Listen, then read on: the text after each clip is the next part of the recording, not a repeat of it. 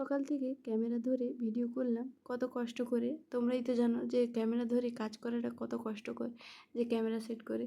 তো যাই হোক, এখানে দেখো ক্যামেরা সেট করে আমি কাজ করলাম, করে আমি ভালো করে এডিট করলাম। এডিট করে আমি ভয়েস দিলাম, ভয়েস দিয়ে ডাউনলোড করতে যাবো।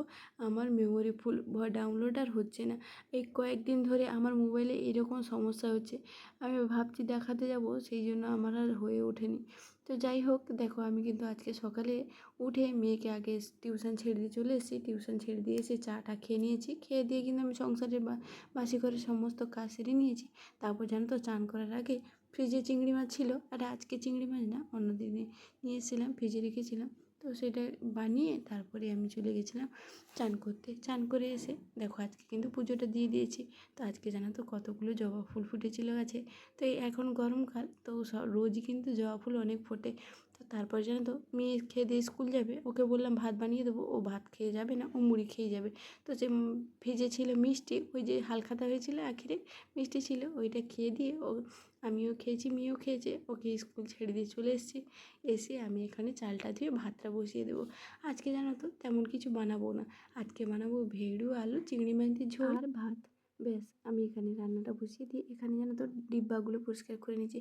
আমার তো ছোট্ট রান্নাঘর সামনে, তারপরে জানো তো এই তেলচিটা খুবই পড়ে, সেই জন্য আমি কিন্তু ডাব্বাগুলো কয়েকদিন অন্তর অন্তর পরিষ্কার করে নিই। তো তারপর জানো তো আমি রান্নাঘরে সমস্ত কিছু গুছিয়ে দিয়ে একটু যাচ্ছি ছাদে। ছাদে একটু কাজ আছে।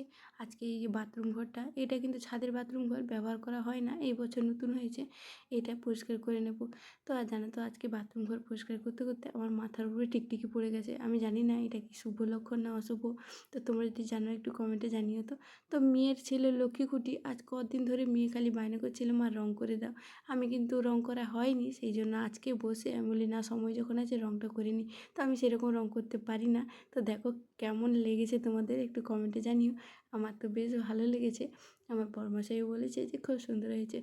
তো যাই হোক, এগুলো গুছিয়ে দিই। আর জানো তো, এই রং ডিবাটা আমি নিয়েছিলাম মিশো থেকে, আর নিয়েছিল আমার 180 টাকা।